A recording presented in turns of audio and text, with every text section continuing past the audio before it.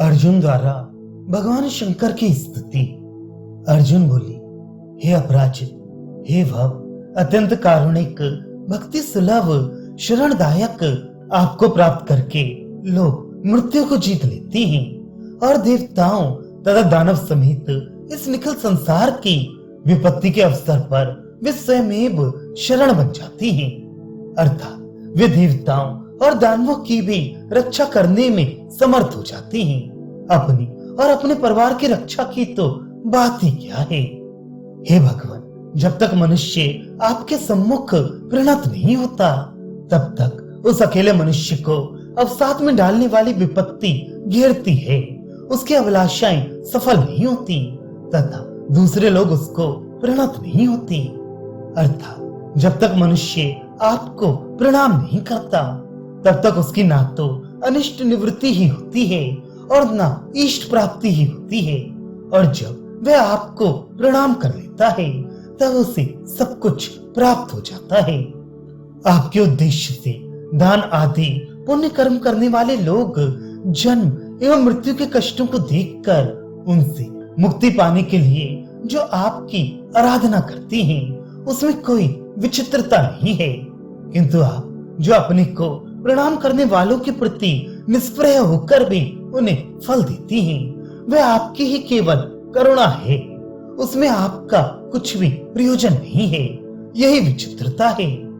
जो तीर्थ इस लोक में बिना दूर की यात्रा किए ही प्राप्त होता है, जो बिना परलोक गए ही फल देता है, जो भव सागर से अतीत है एवं सभी प्रकार की कामनाओं को जो पूरा करने वाला है, वह तीर्थ आपको छोड़कर कोई दूसरा नहीं है। हे वरदानी, आप में प्रीति रखने वाला मनुष्य केवल पद की प्राप्ति करता है और जो मंद बुद्धि हैं, वे आपसे विमुख होकर घोर नरक की यातना भोगते हैं।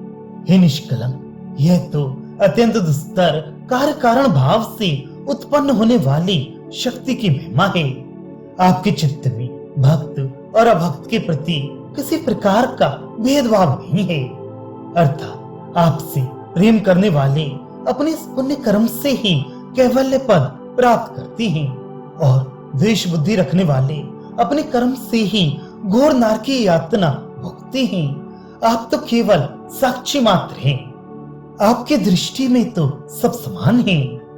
हे भव, भक्तों पर दयालु, आपकी कल्याणकारिणी भक्त वचनवर्तनी मूर्ति को यथार्थ रूप में न जानकर भी राग द्वेष युक्त प्राणी केवल भक्ति के साथ आपका स्मरण मात्र करके संसार सागर से पार उतर जाते हैं।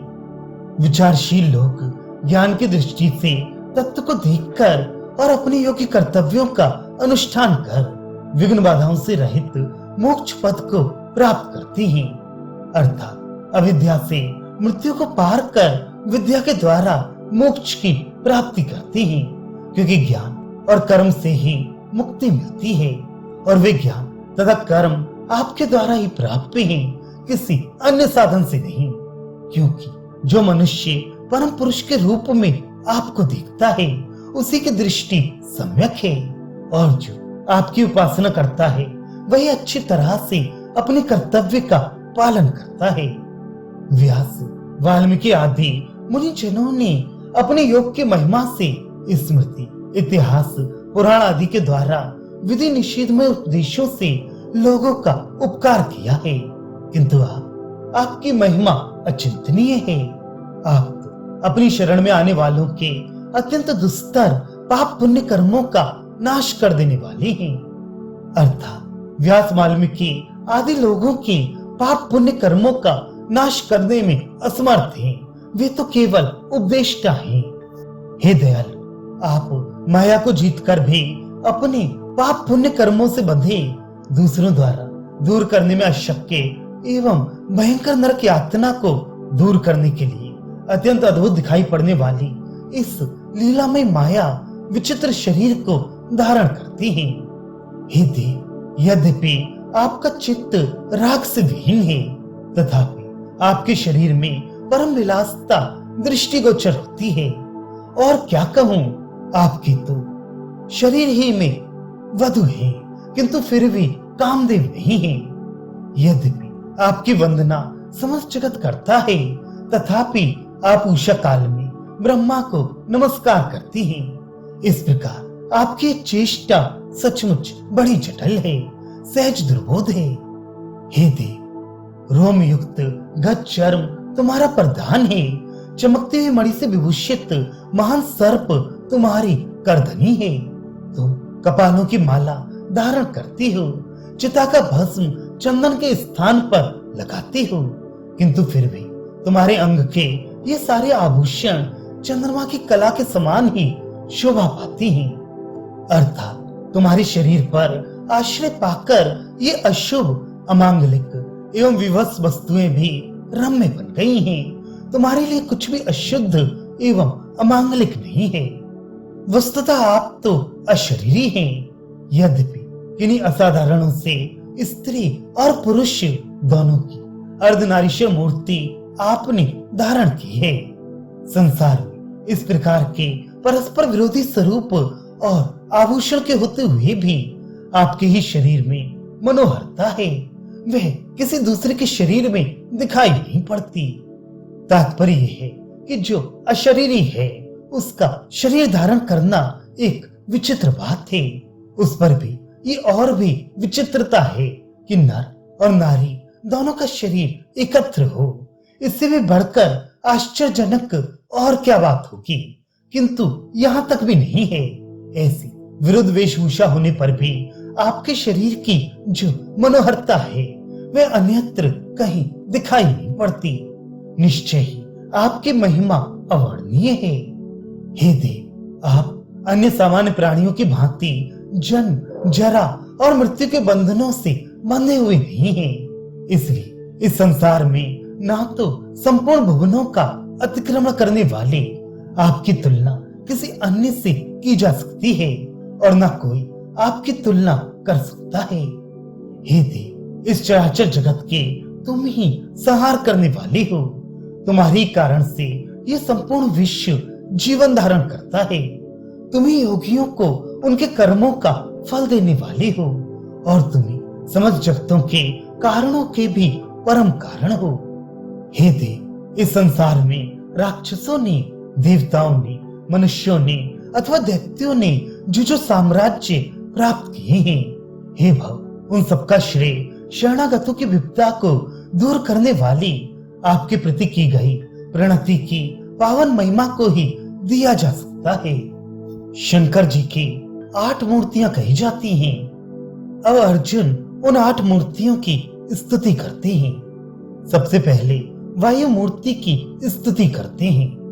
अर्जुन कहते हैं, जो वायु अपने वेग से भुवनों का प्राण संचार करने वाला है, जिसकी प्रेरणा से परम पवित्र वर्णात्मक ब्रह्म उच्चारित होता है, जो सब ओर से पापों का शोधन करने वाला है। हे शिव, आपके उस वायु स्वरूप को मेरा नमस्कार है। अब अग्नि स्वरूप का वर्णन है। सर्वोत्कृष्ट, विजय, ब्रह्म प्राप्ति के साधक, योगासन पर विराजमान, आपको स्मरण करने वाले योगी जनों के संसार में जन्म मरण आदि दुखों के जनक कर्म जालों का जो दहन कर देता है, आपकी उस अनेक ज्वालाओं से जाज्वल्यमान अग्नि स्वरूप को मेरा नमस्कार है। अब जल स्वरूप का वर्णन है। अर्जुन कहते हैं, हे भव, संसार बीच के आदि कारण, आध्यात्मिक, आदि दैविक एवं आदि भौतिक विविध दुखों तथा मरण आदि के भय रूपी लपटों से, भयंकर भव रूपी अग्नि से अनंत काल से जले हुए जीवों को अपनी सेवा द्वारा शांति प्रदान करने वाली एवं जीवन दान करने वाली आपकी जो जलात्मिका मूर्ति है, मैं उसको नमस्कार करता हूँ। अब आकाश स्वरूप का वर्णन है।